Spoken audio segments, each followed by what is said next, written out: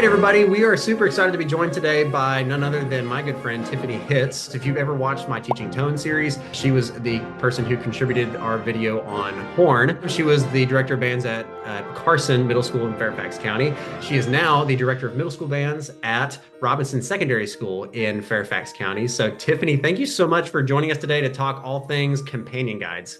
Oh, thanks for having me. It's always great to be with you.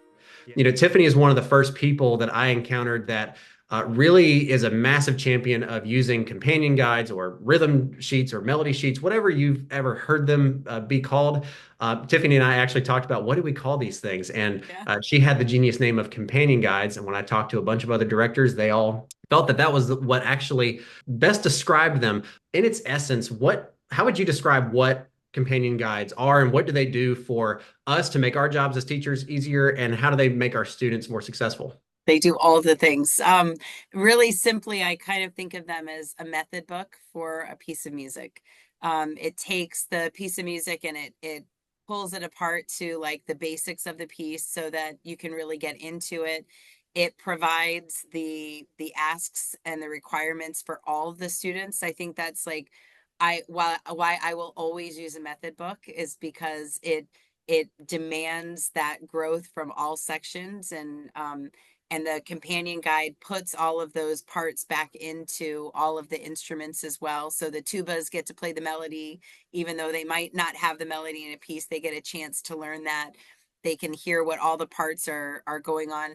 I started doing them. Actually, it was Brian Baumage used to do the jump starts in like his maybe grade one half pieces, and I thought, well, this is amazing and my students loved it and it helped them access the piece better and understand the piece better. So I thought we should do this for all of the pieces, just like you're doing for us now. I first encountered them when I was student teaching. We had a director at the high school that was very adamant about using them with the second group, and it was great because I know that many of us think of method books and we think of method book exercises, and we often think of that just for the middle school level. But the truth is that a lot of the concepts we're going to talk about, they apply not just to middle school students, they apply for even our high school ensembles as well. So Tiffany, you're somebody who you actually create companion guides for the pieces that you're conducting with your ensembles and the pieces that your students are learning. And of course, like we said, we know that the FJH starter series had those jumpstart exercises, and I now offer them for all of my music grades half through four. But if somebody was either downloading a free one that came with the piece, or they were creating it for themselves to try to use companion guides for the first time, what might be some of the first things we want to address with our ensembles using the companion guide? Well, one of the things I think is really special about the companion guides are using them before as like a precursor to the piece. And I do that with yours. We're doing Hope Rising, and before I ever passed out the piece, we had your companion guide out, and the students were working on the melodies and all learning the melodies. And I kind of threw that in as like an addition to our method book work for a few class periods to kind of just get our feet wet. We got for that one in particular, I thought it was really brilliant the way in the piece versus the companion guide you handled the key areas. And so we got to talk about key signatures a lot and key changes and accidentals, and then we got to put it into the piece a few weeks later. But it just kind of, I think before the piece, it sets the groundwork a little bit for them. They can kind of get into it and know it. It helps prepare them for whatever the tonality of the piece is. I think the rhythms are really important. If there are any tricky rhythms, having those pretty close to the top on the page, I like that because then I can reference those rhythm A, rhythm B, rhythm C. Now, we play rhythm A and you play rhythm C and we put it together. A lot of times if we have to deal with a subdivided rhythm, I'll put like the basic rhythm and then I'll add kind of like in a method book when they teach dotted notes, and we have 3/8 notes, and then we have a quarter note and an eighth note, and then we have a dotted quarter. I'll do those types of things for any rhythms that we have. The scales, I guess I kind of mentioned that, but the scales that go with it. And then I kind of break apart the piece, and when I write it for myself, I love using the ones that you have And I'll keep using those, and I will not reinvent any of those because it gives everybody those melodies, which I think is great. But when I write them, I'm always adjusting for the group that is in front of me. So if I have a particular a section that maybe needs a little extra support, or it's a smaller section or a younger section, if they have a really difficult part, I'll be sure to include that in the companion guide, so that they have a chance to learn it alongside all of their bandmates, and there's some safety there.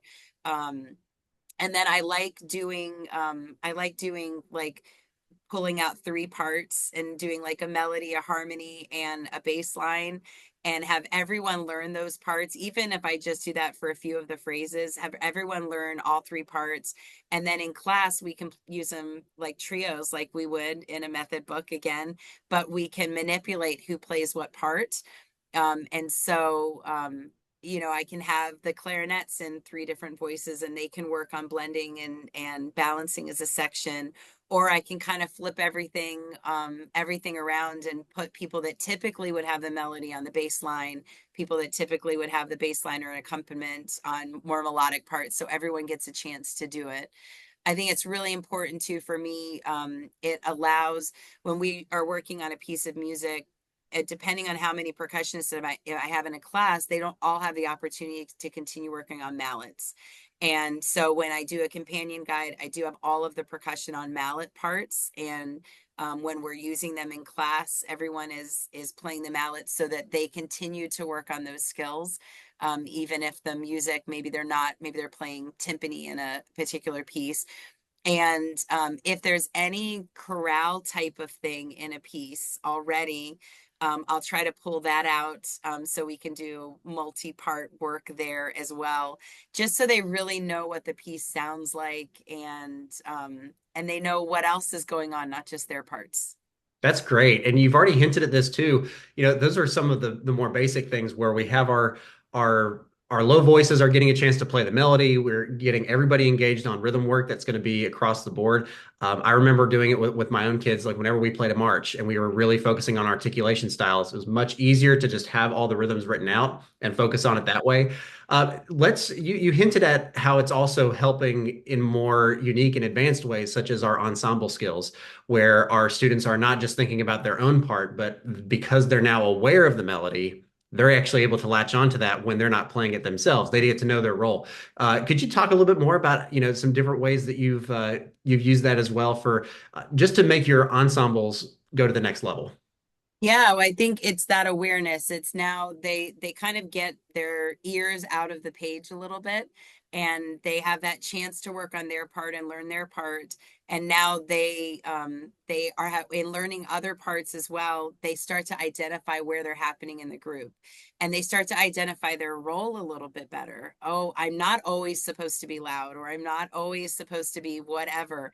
It helps with that whole spotlight idea of you have the melody and then you pass it over, or you might be playing the bass line, but this little running line, it needs to be brought out. And so they start to hear different parts. They hear how their part interacts with everyone else, and then they hear just what's special about a different voice, and they can kind of latch on with their ears a little bit more across the group, which I think is really useful.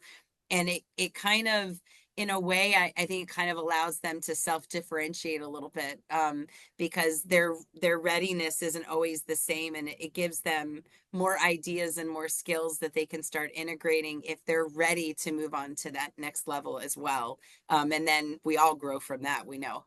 Yeah, and it's great because I also one of the things I used to do, and I even started to include them in pieces that really are an opportunity for young students to start talking about phrasing and shaping is, for a new light, for example, I have an exercise in there where it's just the rhythm of the first phrase on a concert F, and it's a great opportunity for the kids to get their eyes up and watch you because it's a very easy rhythm, but it's a great opportunity for them to think about not only the tempo pacing, but also their dynamic pacing. They can sight read that before they even get the actual piece. And I think it's also critical that you've mentioned is that these oftentimes, most of the time, happen before they're working on the actual piece itself, but they're getting a chance to work on ensemble skills and great listening and musicality all at the very, very start.